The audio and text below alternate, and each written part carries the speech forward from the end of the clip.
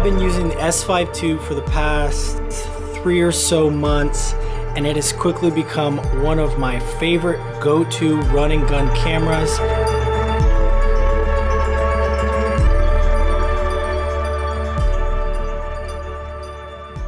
But now that more reviews are being released on YouTube and soon enough people are gonna get the S5iiX in their hands, I really felt like I wanted to add to the conversation and just add a different perspective on YouTube that I haven't heard too many people talk about, because there is a lot of hype on this camera. It's an amazing camera, but there are a couple reasons that I feel like you shouldn't buy the S5iiX.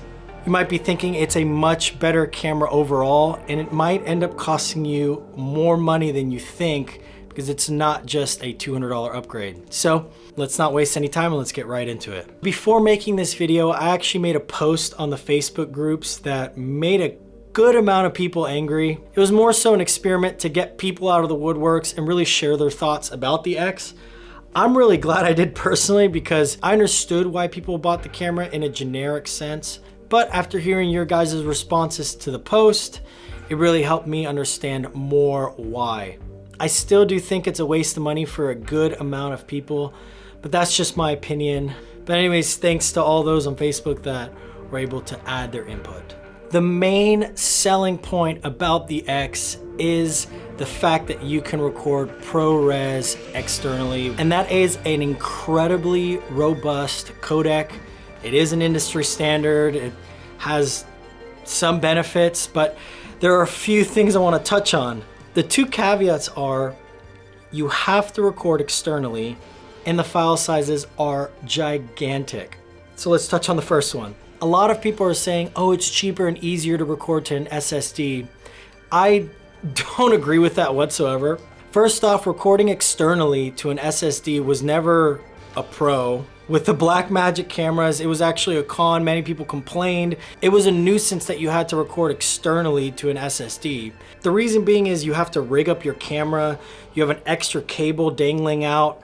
You no longer can use the USB-C port for power delivery. So if you want to power your camera through mains, you have to go through a dummy battery, which in my opinion has more quirks and can fry your camera. Those are just a few reasons why recording externally to an SSD is not necessarily a pro. I don't know if it's just hype around the idea that everyone's like, oh, this is amazing.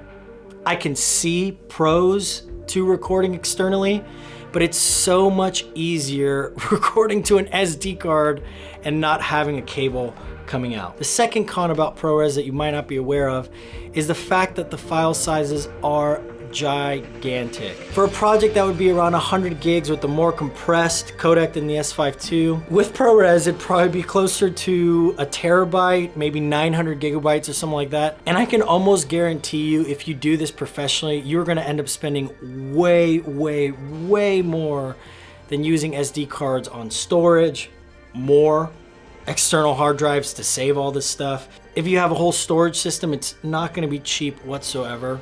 So yes, ProRes is a better codec in general, but there are much more costs that come to shooting in ProRes than just buying external SSDs to record to them. You will most likely end up spending thousands of dollars to store all of this beautiful footage. This is not something most people take into account, but it will happen if you are shooting in ProRes.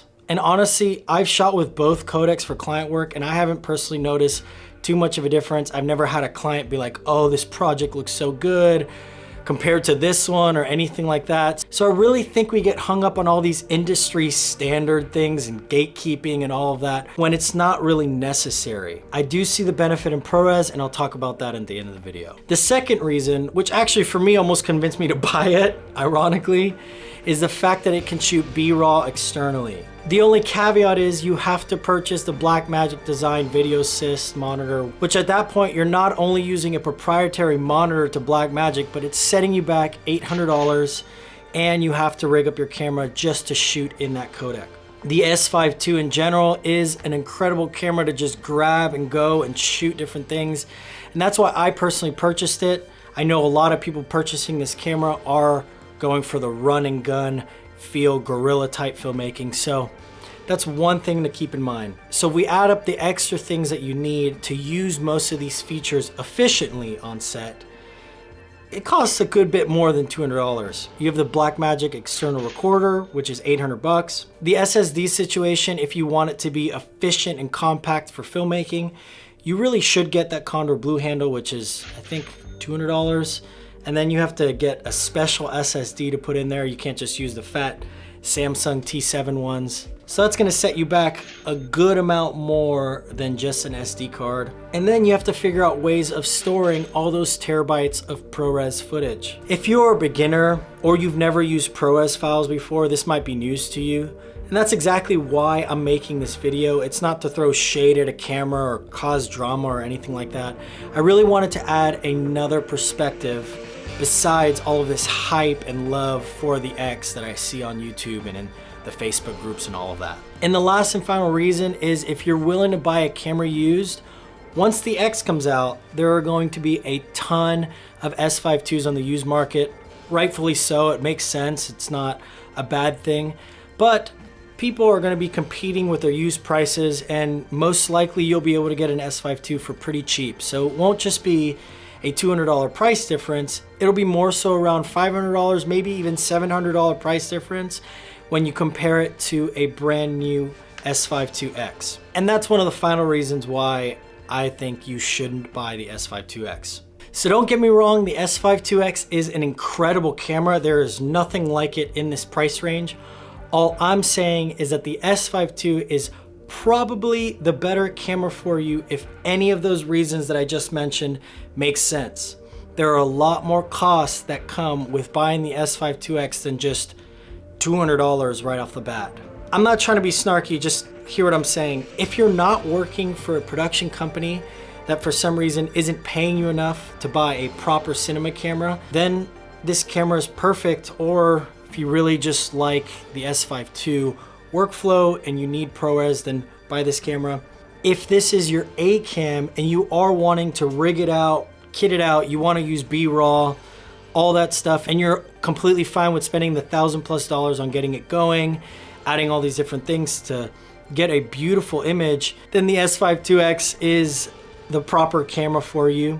Or if you just really like the blackout design, then go for the S5 IIX. I'm only mentioning that because I almost paid the extra $200 just for the blackout design, so. But all of that to say, do your research. Don't just take what people are saying and then spend thousands of dollars based off of regurgitated info. That's all for this video. I hope it was helpful and didn't make you guys too angry that I'm sharing a polarizing opinion on one of the most hyped cameras out right now. But hopefully it helps you save money, or at least you're aware of all the money you actually will be spending if you buy the S5 IIX. But that's all for now. So if you like this video, actually like the video. If you disagree with me or you want to have a discussion or you have any questions, feel free to comment them below. An educated discussion, not just an argument, because I don't really have time for that. But consider subscribing. I have tons of videos coming out in the future that I'm super excited about. So I'll see you in the next one.